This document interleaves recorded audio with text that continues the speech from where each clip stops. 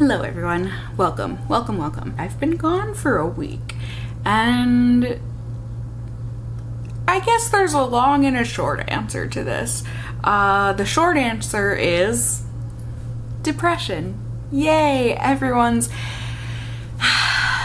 best friend, lover, confidant. It's actually none of those things, but that's the short answer. The long answer, I guess, will be this whole video. It does stem mainly around depression being really not fun. And I feel silly because it makes me feel like I don't deserve to have taken a week off because I know the privilege that I have in my life, and it makes me feel ungrateful. Like, wow, just because you are struggling with your mental health, not everyone who has a job gets to just take a week off. I know. And that fuels my depression. It really does.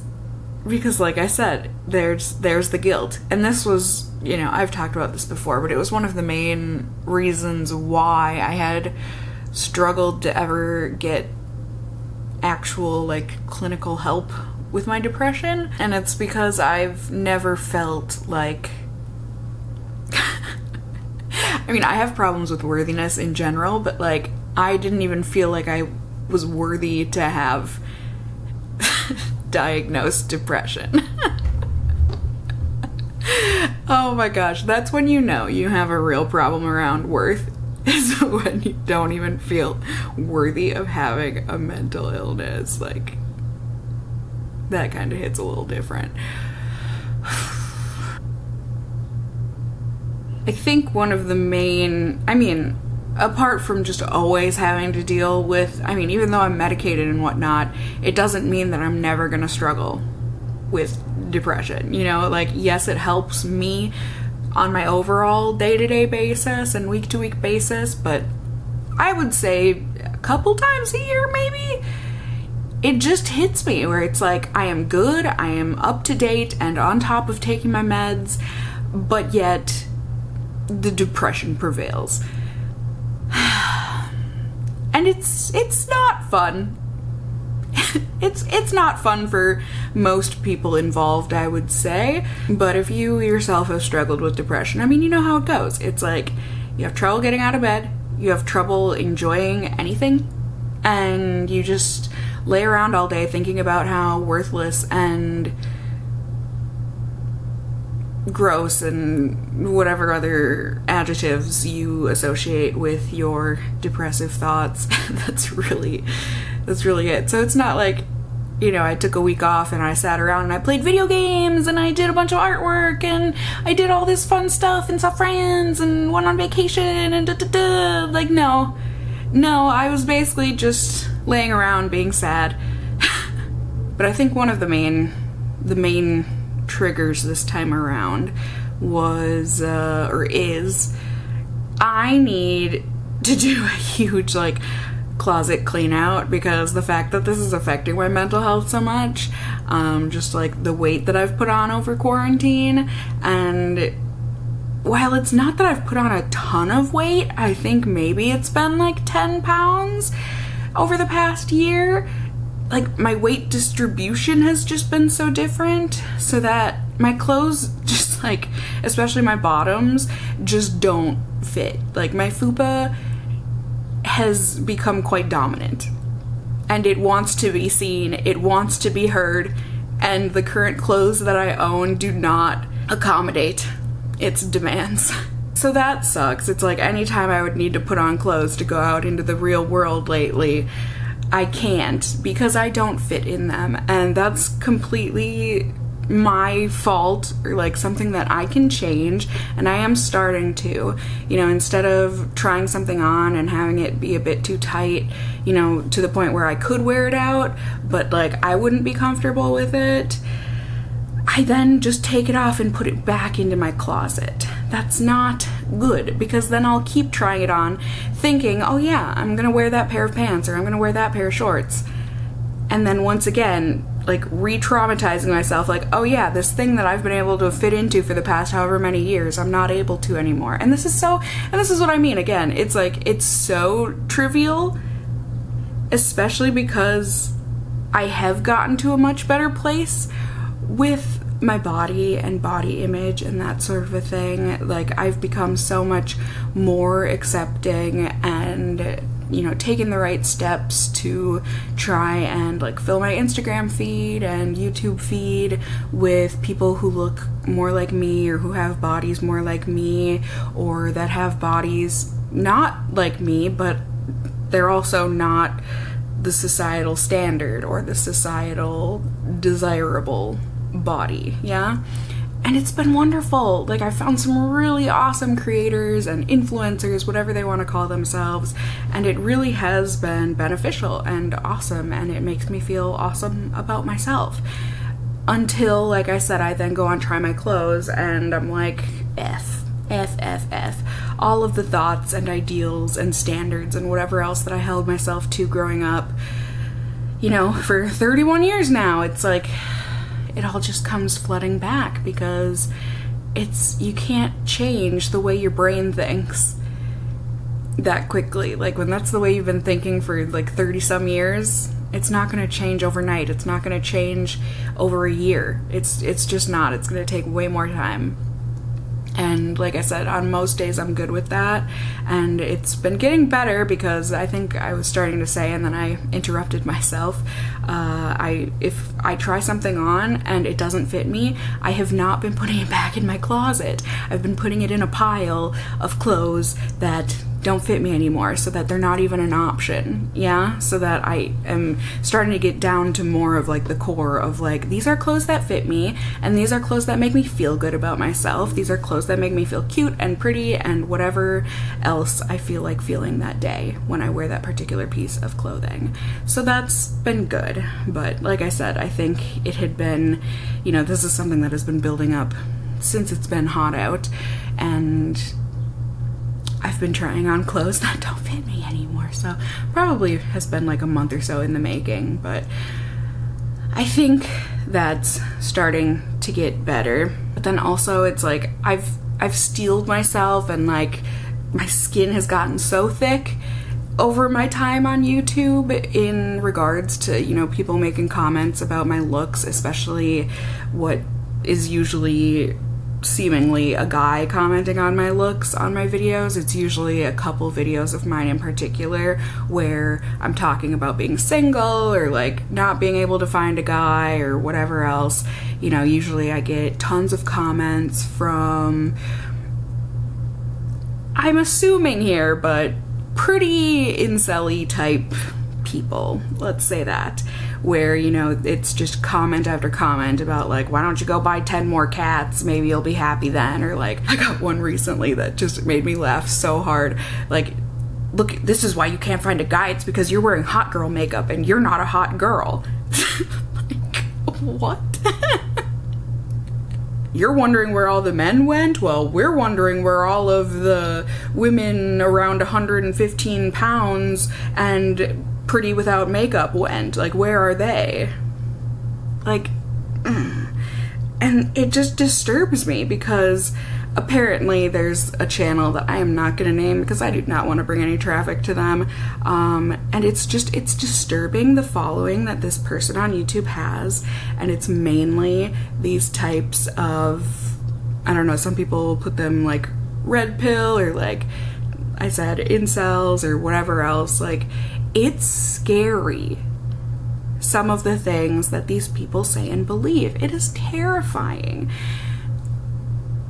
And it's so just cringe also, you know, like just tearing down women and their bodies, and like, we're deciding to not date anymore because women are disgusting. Sorry, there's someone in the apartment building across from me in the window, and I can't tell, but it kind of looks like they're watching me. That's fun. I'm gonna try and ignore that, but really kind of creepy. But yeah, like, just tearing down women's bodies and calling women ugly and whatever else, and blaming women and saying that they're not pretty anymore and that they're too fat now, and like, why can't women take care of themselves anymore? They've all gotten fat, and like saying that their saggy boobs are attractive and trying to make themselves feel attractive and stuff, when in reality they're disgusting and they think that they deserve a man with that body that they have. And it's like, and you're wondering why you're single? Like, I don't, pretty sure I could tell you in like half a second why you're single. I mean, I know why I'm single too, but it's not for the same reason as you.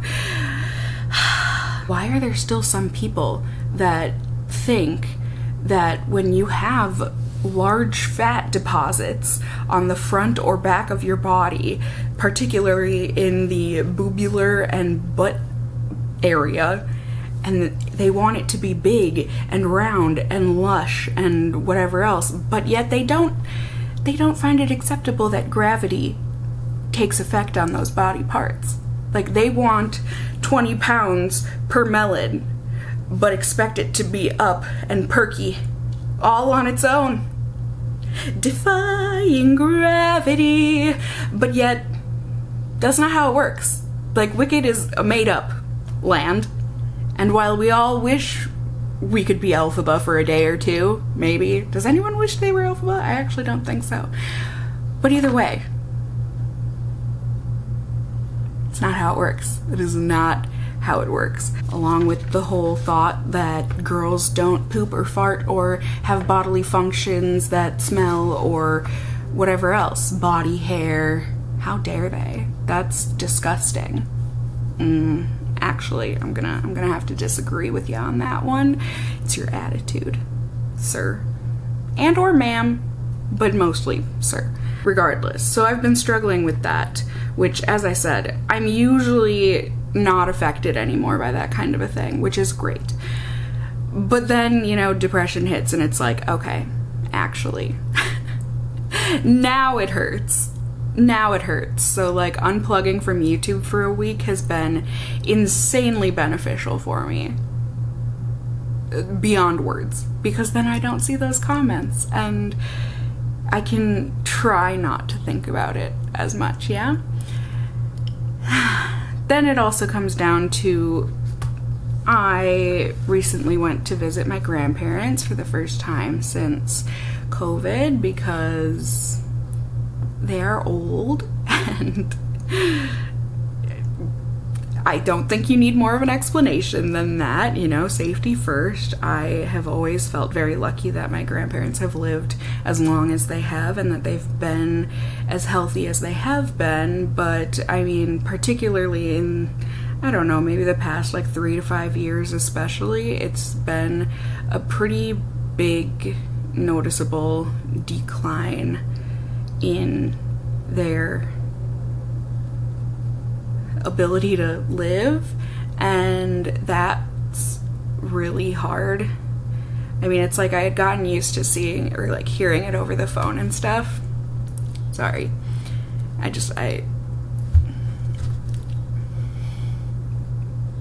love my grandparents a lot. And I'm sure many of you have been in this situation before, where it's really hard to watch people you love deteriorate like this. And to see them in person, it was good to finally see them in person, but it's really hard.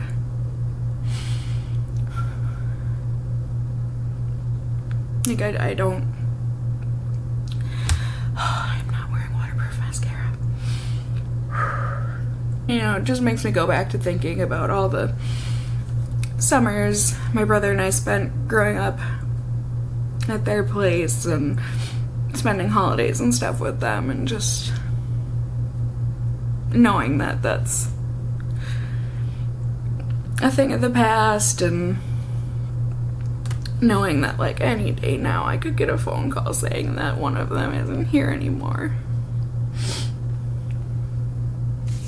that's been hard, to put it lightly. I have been fortunate enough that I haven't, as far as I know. I mean, I've lost one grandpa. My other grandpa, so my grandparents on my dad's side, my grandma died way before I was ever born.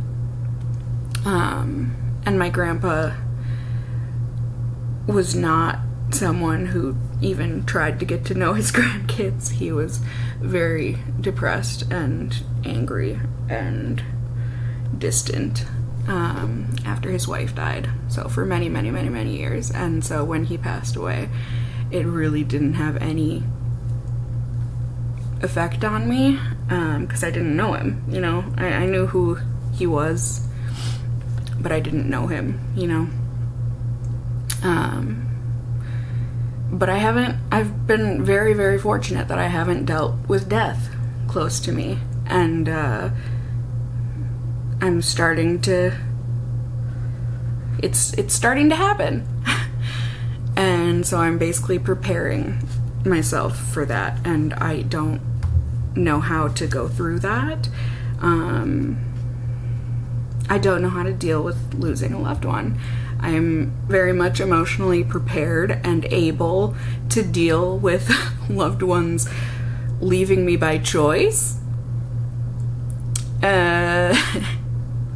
Abandonment issues, yay! But when it comes to losing someone naturally like this, I don't even feel like naturally, because people can, well, is any death technically natural, even if it was like a freak accident or something? It's a part of life, I know it is. I just, like I said, I haven't had to deal with it in a close proximity before, so that's been a thing. And that's pretty much it. And you know, just like even speaking it, like, wow, so you've been depressed because you're fat and because your grandparents haven't even died yet. Really?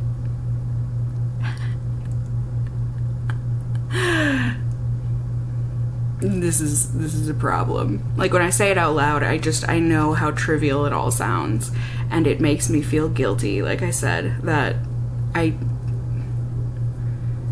even am depressed, like that.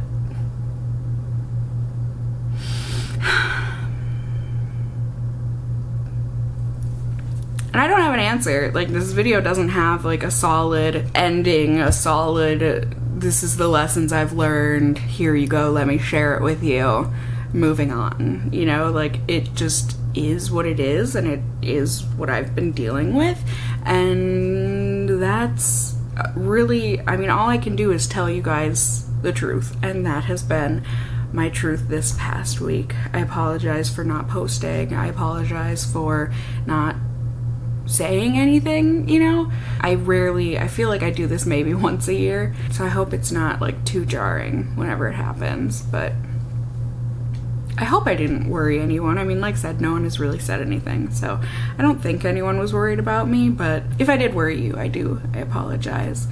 And it just, that's it. That's all I got for you guys. I hope you all have been doing well this past week. Regular videos will be resuming here on my channel, so that'll be good, right? I hope y'all have been staying cool if you're in the States or in a part of the world where it has been extremely hot lately.